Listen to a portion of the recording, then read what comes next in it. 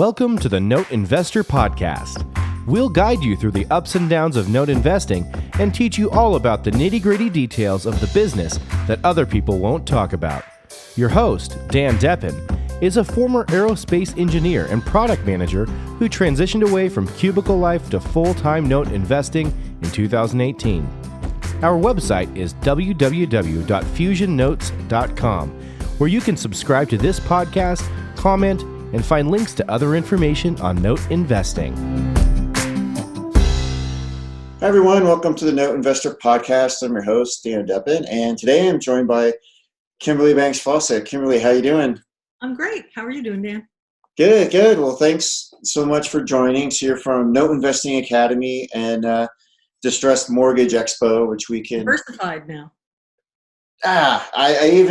Diversified Mortgage Expo. That's okay. That's okay. 10 seconds ago, I thought I had it, and then It's been diversified. I can't get it right either. It's been distressed for years.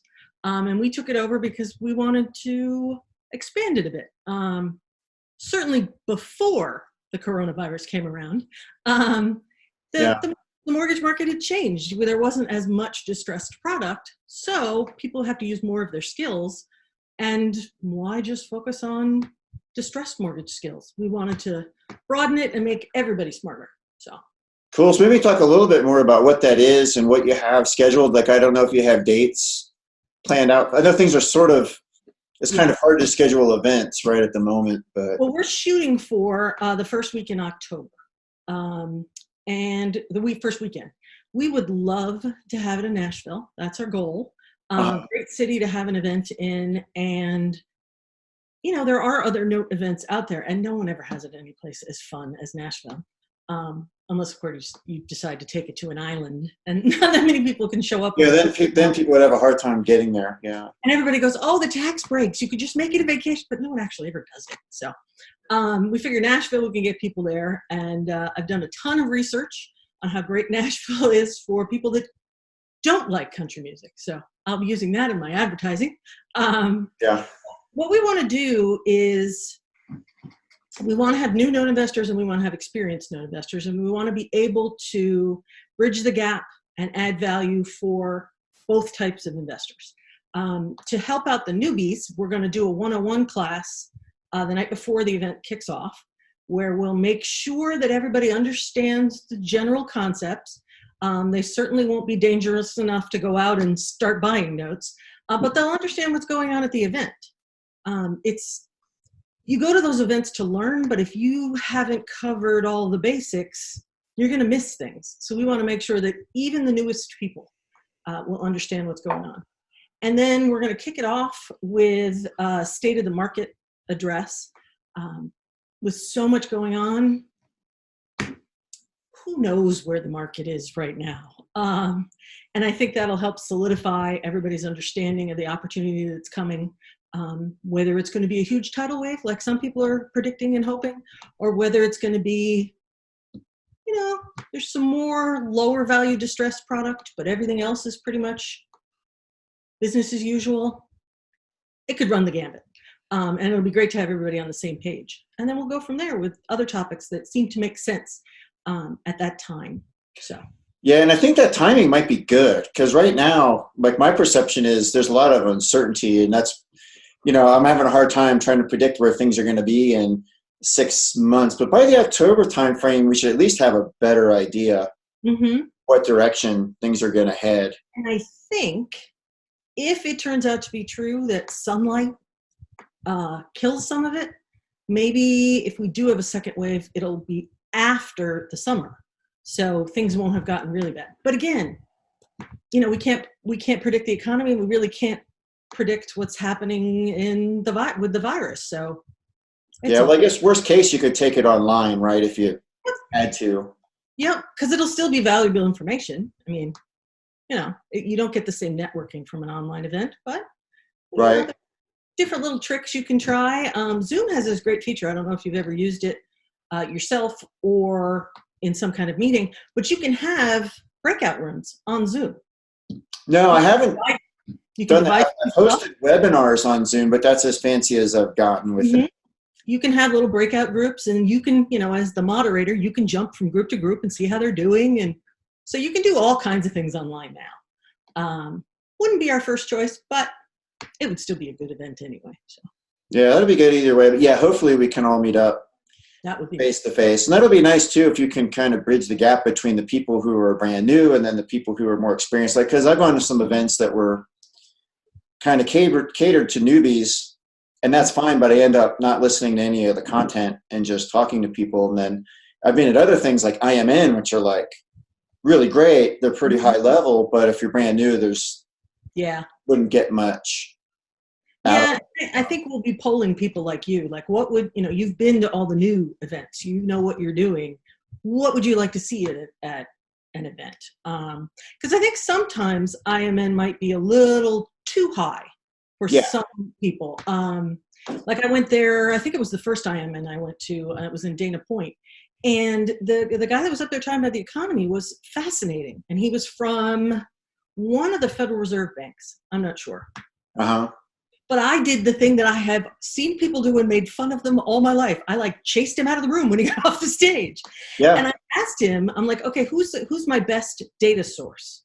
Because I agree with you. I got to look at emerging markets and see what's changing and whatever. And he goes, well, I can't tell you that. Why? Well, I'm a government official. It would be like making a recommendation.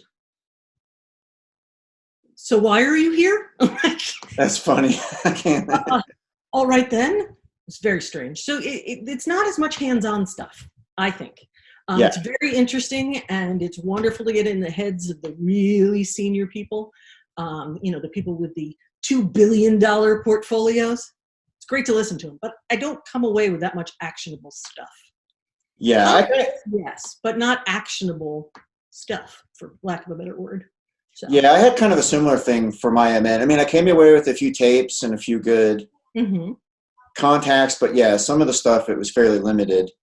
Yeah. What you could do. But yeah, hopefully you can host it live and everybody can meet up face to face. Because you probably don't know this, but I think the first time we met at Note Expo a few years ago, that's when I was kind of getting into notes. And I was like, well, before I dive into this, I kind of want to meet all these characters and see what's going on. And actually, like I had a list of people beforehand. Actually, you were one of the people on the list that I tracked down to talk to. Yeah. Yeah. Some lists are not good to be on, but that was a good one. No, that was definitely a good list. So yeah, it's folks like you and David Putz and some others. Yeah. So the people you always see in Facebook talking about it. So Yeah. So how long have you been doing notes? I think you've been at it quite a while. I know a lot longer than me. I started out real estate investing 3 months out of college. So, and I'm not going to tell you what year that is, but it was a while ago. But I think as a landlord, eventually you get really tired of fixing things and listening to tenant complaints. I had this one tenant one time in a duplex we had here outside Dallas. Every single time we left town to go on vacation, she had a problem. I don't know how she knew, it's like she had a locator on the car to notice we'd driven more than 30 minutes. Oh, gonna have to call you. It gets old after a while. So I was at a big RIA event, and you go to all the different meetings and see what people have to talk about and find new ways to do what you're doing better and all that. And I went to my first notes presentation. And the idea that I could get the same checks every month and never get any of those stupid phone calls, I locked myself out again, was a light bulb moment. And I never turned back. So that was 2012-ish. And I have loved it ever since. So. And that was probably a pretty good time to get started, right? I mean. Oh, yeah. Yeah, it was good, but I don't think those of us getting started around the time realized how good it was. If I could go back and buy more sooner, that would be great. Yeah, that's always how it is. Yeah. What is that expression? The best time to get started would have been yesterday, but the next best is today. Well, yeah, that would have been a great yesterday. So. Yeah. My first 2 notes that I bought, I actually got at 40% of, fair market value. That was the lowest price I ever paid on a first, and it was pretty, and I'd love to go back and buy some more. Yeah, that would always be nice, but you never know at the time. It's like with me in sports and golf. If I knew what I know now, if I could go back like to the 90s and Mm-hmm. some of those other tournaments, I could have done a lot more Yep. damage. Now it's a lot tougher. Everybody's stepped things up. It always gets harder as you go, it seems like. I agree. In most things, most good things, at least. Yeah, for sure. So now what have you been doing lately with, ever since the COVID craziness? Are you still buying things or are you? Well, I have this problem. I always look at the tapes that I get. I always want to see what's in there, and I always want to check them out. But prices are still a little high now from the seller's perspective. Mhm. But buyers realize there's changes coming. Those, there are no guaranteed exits at this point. This could be a fantastic performer, and tomorrow they ask for a forbearance plan, and they're not going to pay for a year. So Yeah. there's a lot of discord between buyers and sellers trying to come up with a price. So I'm really not buying much right now. Storing up some cash, getting ready, hopefully, for some new inventory. It's going to be interesting to watch. I don't want to say fun because there are a lot of people suffering out there, and Right. I don't take pleasure. I don't bet against the economy. But as we all know, some people are going to make money from this, and if that's true, why not be me? And why not put me in a position where I can actually help people that are suffering? So that's one of the reasons why I like note investing so much. I mean, it's very rare that you can make money and help people out. So Yeah, I mean, I've had so many like good conversations with borrowers. Like I bought more than one note where it had just been lost in the shuffle oh yeah, at a bigger fund, and the borrower like had been wanting to work things out but couldn't talk to anybody, and they were so thankful just to do it. And so I've had those flip from like non-performer to re-performer like overnight, and the borrower was really happy. oh yeah, Appreciative. Doesn't happen every time, but it's happened a lot, and yeah, it's kind of nice. yeah, definitely. I had one note. It was a second, so I didn't pay much money for it. But the gentleman, it wasn't just that it got lost in the shuffle. It kept getting sold over and over and over again. And by the time I got it, as soon as FCI sent out the hello letter, he was on the phone. So he was very excited to get help. It was the last thing that he had to take care of in his divorce. Oh. So they did a short sale and paid me off, and he was happy as a clam to be rid of her. So I helped him out. He was very happy. Not on a monthly basis, but he was just ready to be done with it. So Yeah, that's always nice. Yeah, you never know what you're going to get when you buy a loan and it comes over. They're like Easter eggs. yep. That's one of the things why I think note investing is a little bit addictive. You're like, ooh, what'll this one be? And I think if you can keep that mentality, then when things go badly, you don't want to hurt anybody. If you can still see the fun in it when you're like, oh, bankruptcy, really? Again? That's a good place to be with your note investing. I've gotten almost numb to like good and bad news. And I don't know if that's really great or not, but I think of it as like, it's like chutes or ladders. But yeah, I'll have sometimes where there's some good surprise where some borrower makes a payment. It's like, oh, there's $1,000 that came out of nowhere. Yay. And then I have other ones where something else happens that's bad and some money disappears and I'm just kind of like, all right. So I think that's okay. I think that's probably very sane. I think you get into a problem where you have a difficult borrower and you just keep fighting them because you're not going to get the best of me kind of thing. And you could spend a ton of money in legal fees on a property that's worth nothing just because you didn't want to let that borrower win. I think that's when you get in trouble. Yeah, that's a losing game. Sometimes on some of the Facebook boards, I see new note investors who maybe have their new note get like really frustrated over something that in reality, like, yeah, that shouldn't happen. You're right. You're right to be not happy. But part of me thinks, man, you better let that roll off because otherwise you're going to have, there are 20 other bad things lurking. Yeah. That's the tip of the iceberg. I haven't figured out a good way of being supportive. Yes, it's annoying, but put it in perspective without sounding like I'm trying to rain on their parade. Yeah, I haven't cracked that code either, and I end up just not commenting because I kind of want to tell them, give them a heads up, like, hey, this really isn't that bad. There's more coming, but I don't know how to do it Yep. in a way that I'm not going to come off like a jerk. Yep. Yeah, so I end up just. I do have to say though, when someone goes in and says what I wanted to say, it just makes my day. I don't know if you saw it today. There was a post in one of the Facebook groups, and Don't think so, but this gentleman was talking about he found a tape with 60 loans ish, somewhere around there. He was brand new, never bought a note before. Planning on buying this tape. They wanted 75% of value of the house for the whole pool. okay. And some of the notes hadn't been paying for 10 years. And he wondered, A, what would be a really good price to offer?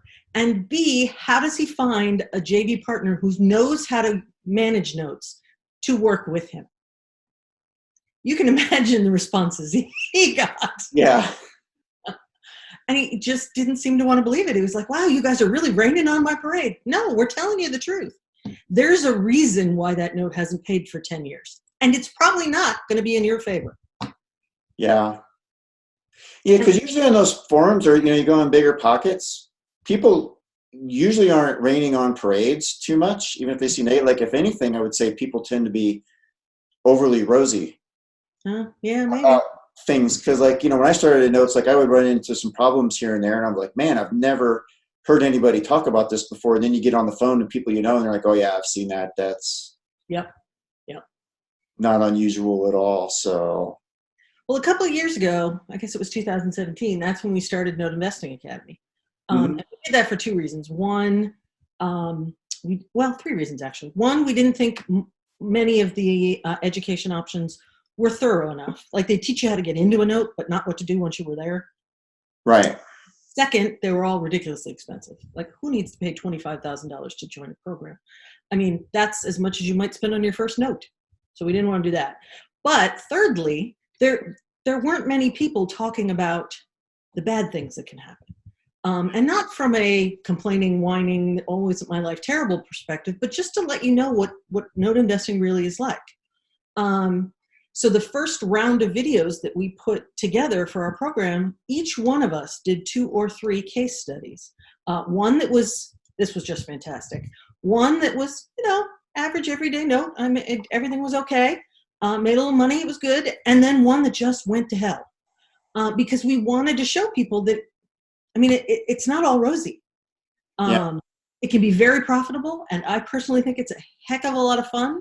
And I like being able to help people. But if I couldn't with a straight face tell you that it's easy and that it's easy all the time. It just is what it is.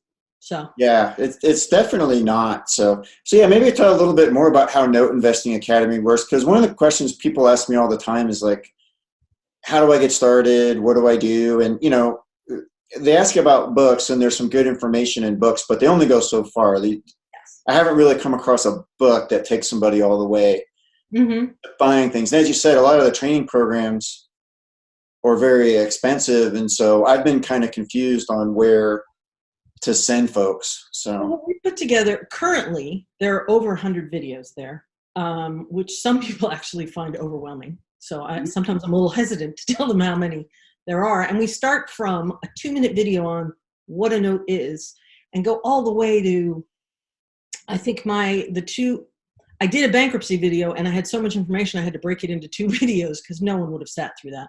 So there's about 2 hours and 15 minutes on bankruptcy.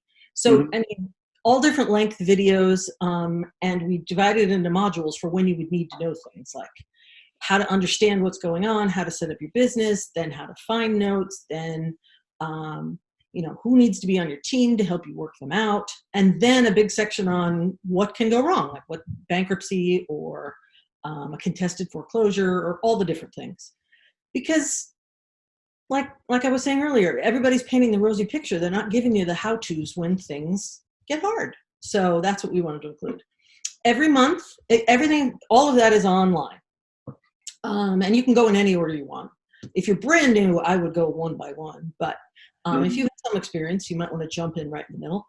And then every month we do a webinar on whatever. It could be something that's going on in the market. We could be interviewing someone.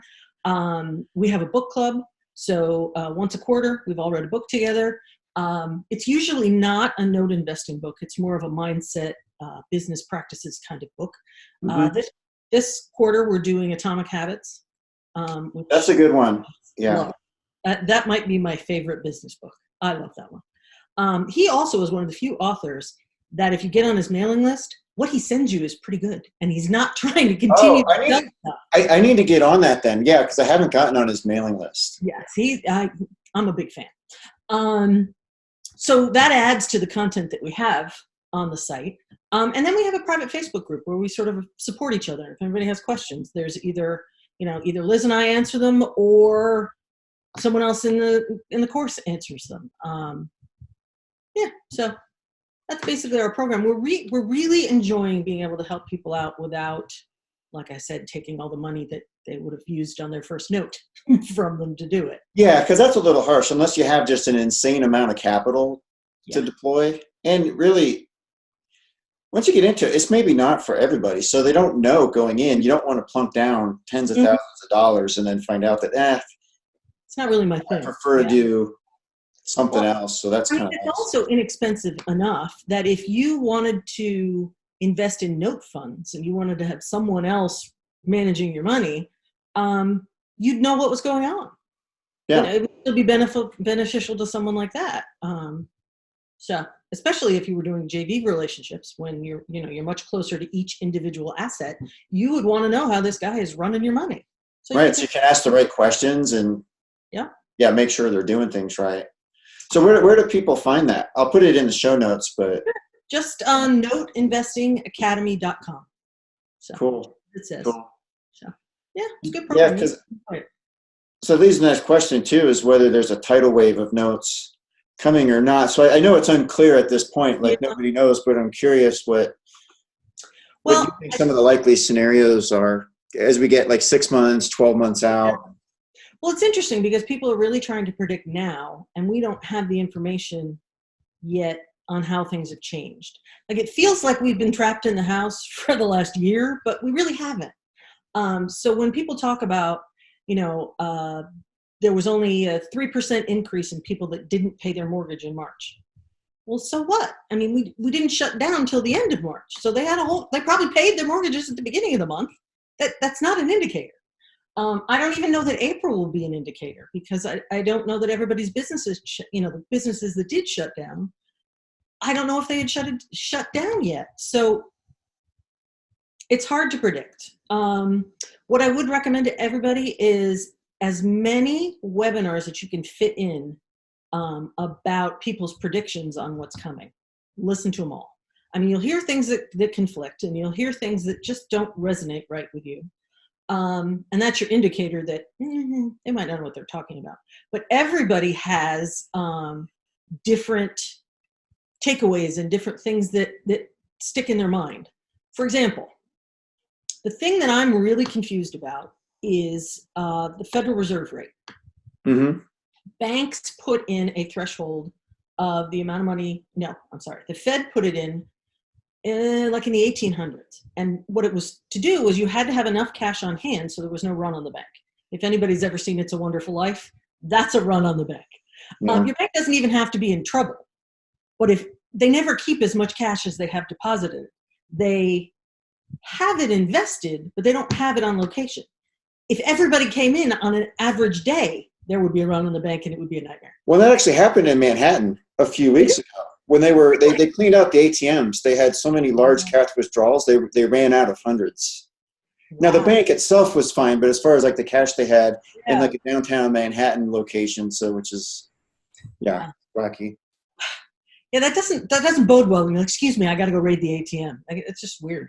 But so it started out to keep, so we would avoid runs on the bank. But then it became like a monetary control tool for them.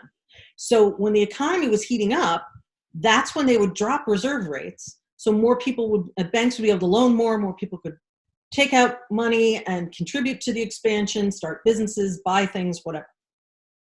Then if the economy was contracting and things were getting worse, they would raise the rate both to make the banks safer. The more you have on hand, the stronger you are as an organization, but also to slow people down a bit. If inflation is really going crazy, you want people to stop spending so much.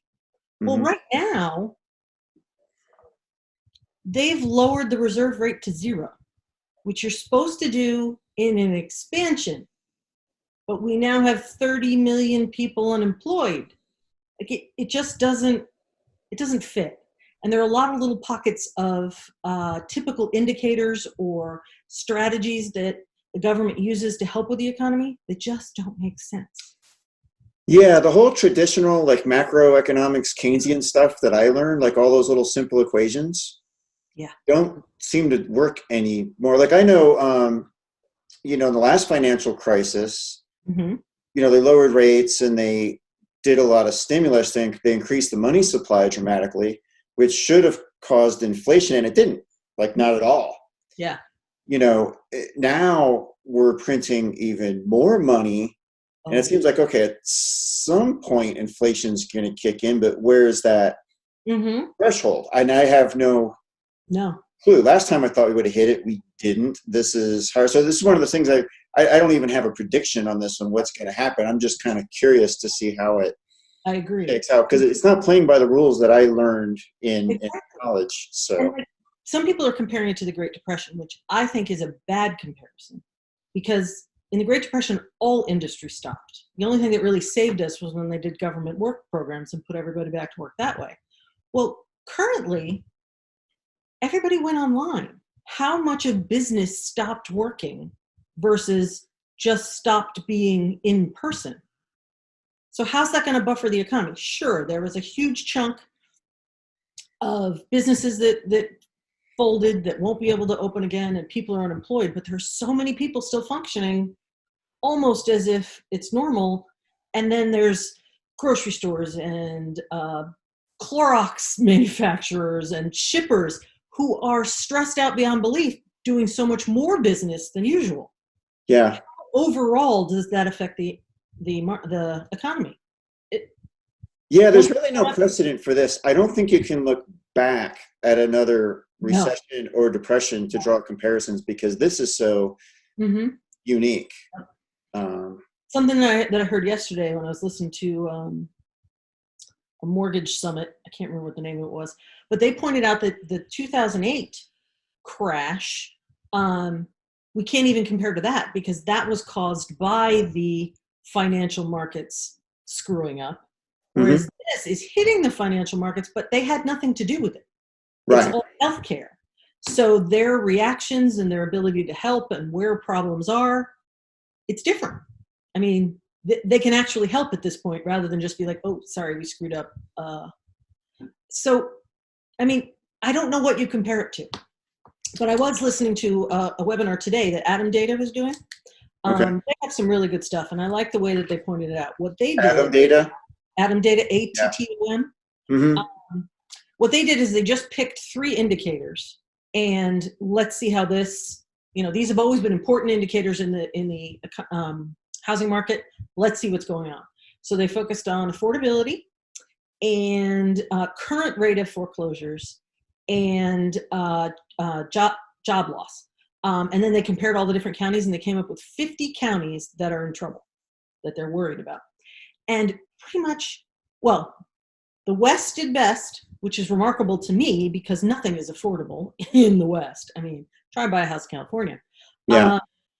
But they, for some reason, in that pocket of the country, they have more equity in their house.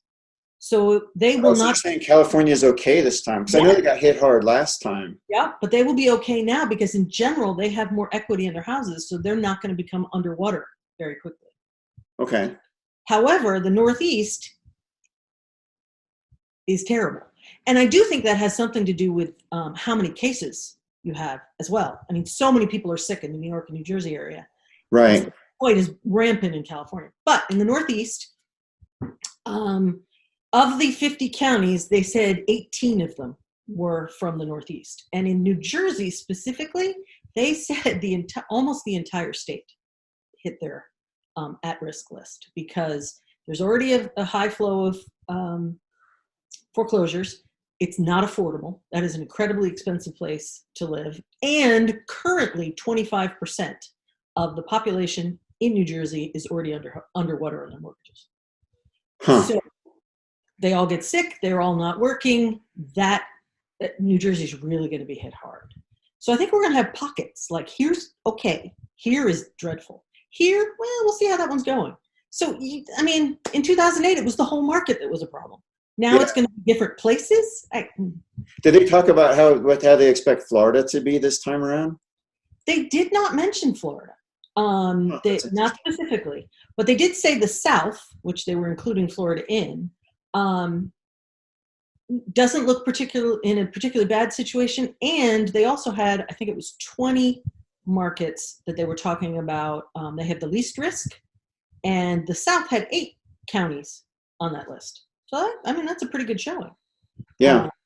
So they made their biggest contrast between the Northeast and California. That's what they focused on most, because the Midwest and the South sort of came in together in the middle. So. Yeah, and that's interesting as a note investor, because if a lot of things go haywire in New York and New Jersey, those are hard states to operate in. I've never worked there, so it seems kind of maybe some opportunities, but more for specialists who. For specialists, yes. I think if you can handle the lengthier time and the seemingly archaic court systems and all of that, you could clean up in New York and New Jersey. It's just the pain that you're comfortable with. I have found, I've had a couple in New York, I've had a couple in New Jersey, and I had a couple in Chicago. Mm-hmm. And I figured, okay, I'm smart. I figure things out. I can take a lot more stress than most people can. I'll be fine. Oh my God, those 3 places. New York and New Jersey, not so much. They were frustrating. Mm-hmm. But Chicago made me want to shoot someone. Cook County is as bad as everyone has always said Cook County is. Yeah, I've always stayed away from it because I heard so many warnings. I never dipped my toe. I mean, I believe them. I have a tendency to be like, oh, come on, if it's hard, I'm sure I can do it. I'll prove you wrong. Oh, that was a time when that did not work for me. Yeah, I had a hard time in Muncie, Indiana, so I should probably stay out of Chicago. Yeah, probably. I don't know. But, another thing that they talked about in that webinar, which I thought was cool, was talking about the leading and the lagging indicators to help people that are paying attention to the data figure out what they need to care about. So foreclosure rates, they were talking about that's a lagging indicator. And it's currently, all of the data is skewed because counties have closed, so they're not recording anything. So there could be hundreds of thousands of foreclosures that no one knows about. Yeah, I've got some that are waiting. Exactly. The courts that are waiting, yeah, so it doesn't show up in the data. It doesn't show up anywhere in the data.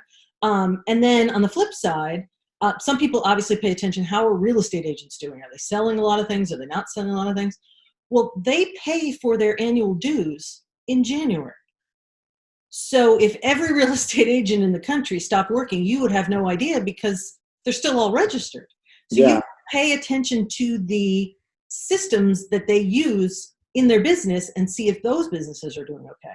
So he pointed out the companies that support the real estate agents and just do a huge volume at a really cheap price, those we'll list you for 1% kind of things. Check out the businesses because they're going to be the first ones that tank. And then he also pointed to the businesses that support the really high producing real estate agents. They get all those extra benefits and elite bonuses and all of that. And if those companies are doing really well, then the market is shifting so that the people who really, really produce are taking over a bigger section of the market. So I just thought that was a really interesting way of figuring out what's going on until we have the actual numbers, until everything's 2020, that's clear too. I meant clear. Yeah. Because to your earlier point, right, we're not that far into this. It's maybe 2 months. This is going to take a long time. Yeah. I don't even think, honestly, payment data for April is going to matter much. I mean, it's worse than March, but how is that as bad as we're going to get? Is that not too bad?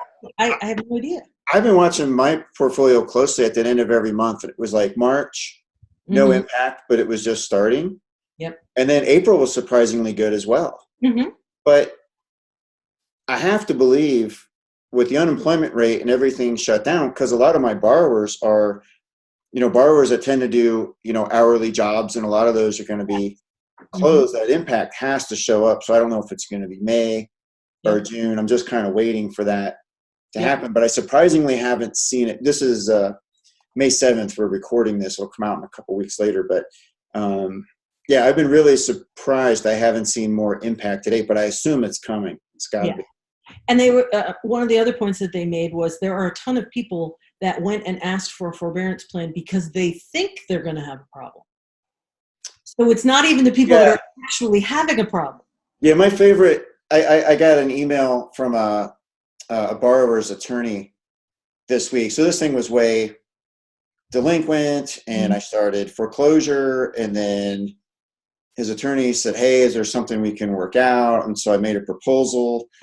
And then, it took him like a month to get back because the attorney couldn't get a hold of his borrower. And he goes, well, there's everything going on with COVID. It must be COVID. And I'm like, no, this dude has been a mess way before COVID. Like, I don't think so in that case, unless there's something they could show specifically. Like I did have one borrower asked to defer 2 payments to the rear of the loan, but she sent in a letter from her manager at the restaurant where she works that said, hey, we're shut down. And so I actually texted her back right away and said, yeah, no problem. That makes sense.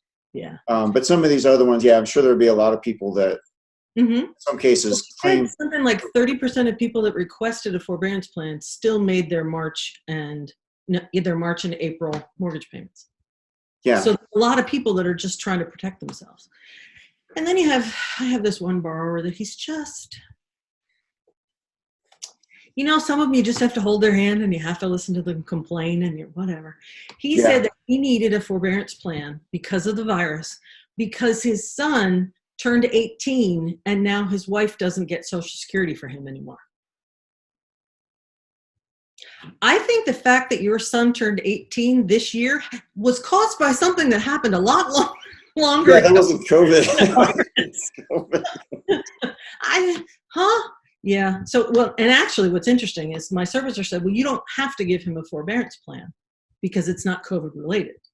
Well, first of all, yes, the federally backed loans have to give forbearance plans, but you try to explain to a borrower that watches the news why their mortgage doesn't qualify as personal people. Yeah. And second, why would you want to create that drama? This guy's a whiner. So all I need is to tell him no, and then he hires an attorney, and then it just snowballs when it just doesn't need to. What he wanted to do was for the next 3 months, he wants to make half payments and still wants to pay me. I just thought it was so ridiculous when my servicer was like, hey, you tell him no. Sure. Good plan. Whatever. Yeah. One of my favorite is when borrowers get angry at the delinquent taxes that they owe. I had one of those recently. It was like, well, the tax bill shouldn't have been that high. And it was like, no, I stroked a check for $3,700 to keep it from going to tax sale. You're unhappy. I wrote a check for $3,700. Exactly. Don't get mad. That's my job to pay that. And roll it into the balance, Yeah. It's like you set the tax rates and you do all the bookkeeping for the county. So it couldn't, you would know if it was wrong. It's just ridiculous. Exactly. Well, that's probably a pretty good stopping point. But no, thanks so much, Kimberly, for coming on. I really appreciate it. No problem. And then I'll put links to the Note Investing Academy and then the Diversified Mortgage Expo in the show notes. Great. And everything. And any other ways people can get a hold of you or that you want to? I'm always on Facebook. And I use all 3 names, Kimberly Banks Fawcett. So okay. You find. So. Well, thank you very much for having me on. This was fun. It's always fun to talk to you. And I hope you and the whole audience stay safe and healthy and all that stuff. Yeah, you as well. Well, thanks a lot. We'll see you next time. Take care. All right.